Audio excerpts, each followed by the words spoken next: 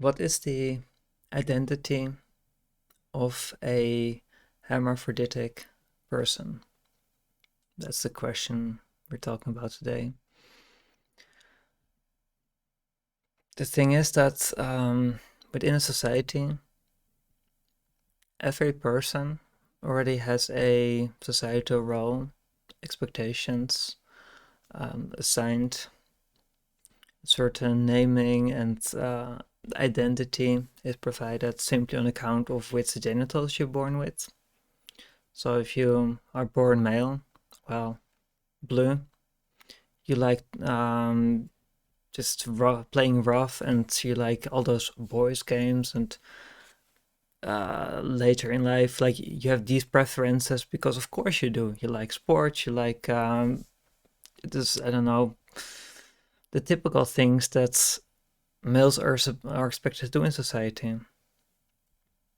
The other way around, if you are female, expectation is that you are more gentle and you are like you just like talking and being emotional, and you're just giggling about boys and those kind of things. And that is like, those are the things that you grow up with from a young age.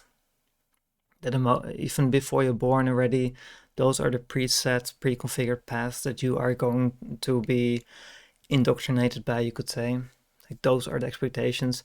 Those are the expectations with which your parents will treat you, with which your environment will treat you, which make that basically you follow that path, then it's easy.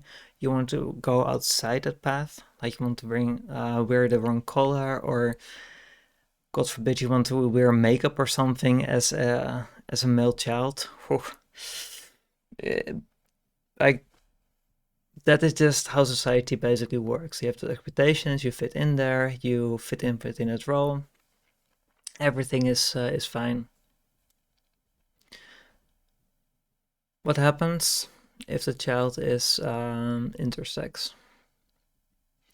Well, the obvious thing, of course, is that if an intersex child is born and there are ambiguous genitals, it's snip, snip, snip. They just remove one side, keep the other, and they never talk about it. And those children may grow up normally, maybe. Of course, in the most interesting cases of intersex are the ones who are hermaphrodites, like what I turned out to also be. Not discovered at birth, grown up with a body that seemed male as a boy. You know, like you're a boy, and then suddenly puberty arrives, and you're like, okay, well, okay, I'm not a boy. I'm not a boy. Because boys are not supposed to have breasts, they're not supposed to not have facial hair, all those things, and congratulations. So your initial programming as a child was wrong. Or that's what you could say, it was wrong, because assumption was you're male, so of course you're going to get the male course for life.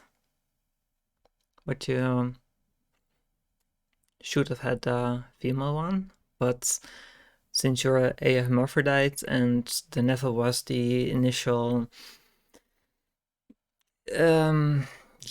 corrective surgery, or well, the normalization surgery, as they call it, which is just genital mutilation. If you haven't had that and you realize that when puberty hits that oops, you have male and female genitals, and your body insists on following a hormonally a female course, even though officially you were supposed to have been male. That's quite that's an interesting effect on your personality, I think.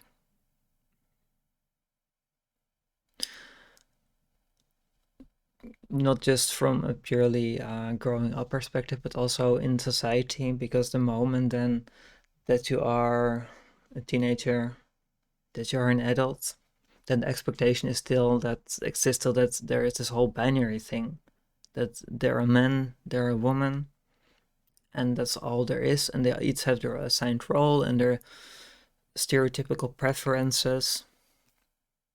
Because I mean, girls, they are just girls, right? That's just how what they are. But I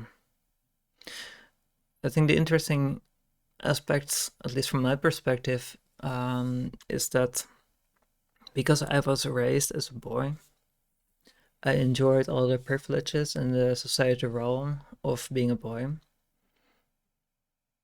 Also means that the moment I figured out that that was not the case, really, that I, at least physically, I am not male, but also not purely female. It's just both. So, chimera things.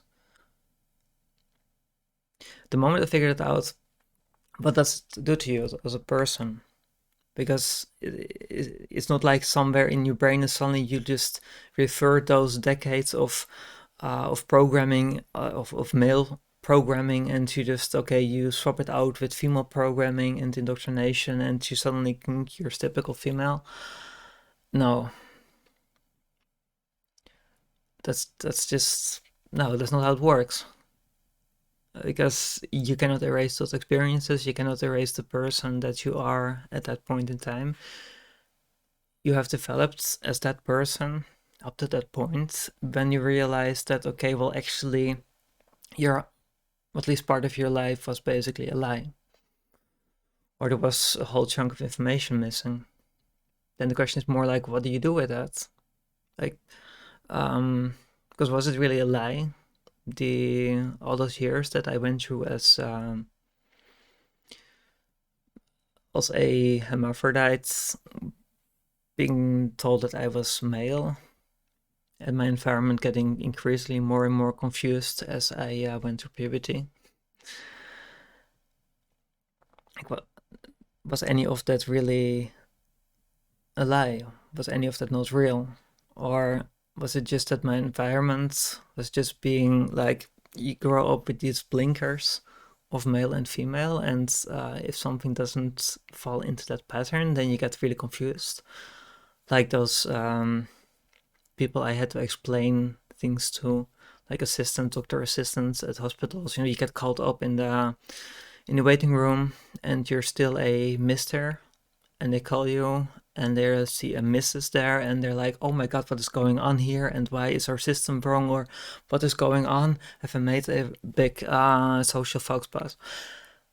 And you have to explain them like, oh well, actually, yeah, that is just because my body decided that it didn't care about the assigned role and did the other thing, and then you slowly begin to realize, does any of that matter? Because you as a person, do you really change? Have I changed since I decided to just, okay, well, I will be a Mrs. if that makes people around me less confused? Because, I mean, I still don't really care about Mr. Mrs. or whether male or female, because that is not, I mean, it doesn't change who I am as a person. It doesn't affect me. I mean, having people less confused around me, great. That part is awesome, that you don't have to constantly explain to really confused and anxious people on what is going on. Like that is great, but beyond that, like, you also notice that the moment you then switch to that expected qualifier or quantifier, really, it's like, okay, well, now I identify outwardly, okay, like, call me Mrs. Great. Nobody is confused around me until I somehow confront people with those changes again. Like if I were to go into a sauna, for example, one where you just go complete bare naked, and that would be interesting. And we have to explain again. So again, you as a hermaphrodite, you as a person in society is superficially, you can fit in. But there are many situations, I mean, just also doctor's office and things like that, where it's just basically like, okay, you're some kind of alien creature and you don't really belong here.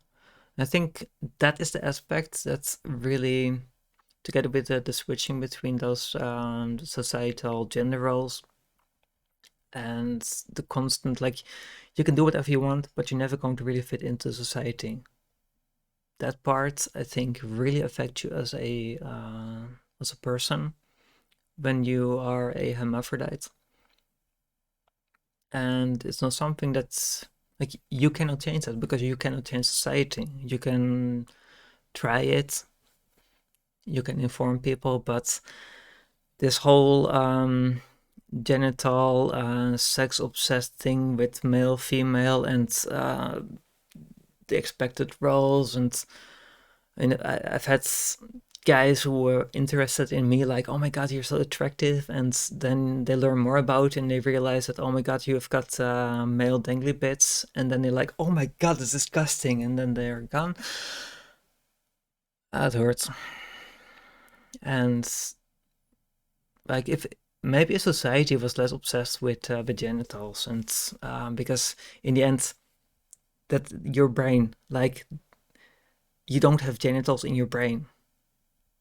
Your brain is your personality. It's your brain is formed due to all the experiences and memories that you have stored in there, and they have formed you as a person. And it doesn't matter whether you are a hermaphrodite or a regular plain old male, female, or some other form of intersex. It doesn't matter. Because in the end, you are just a person, but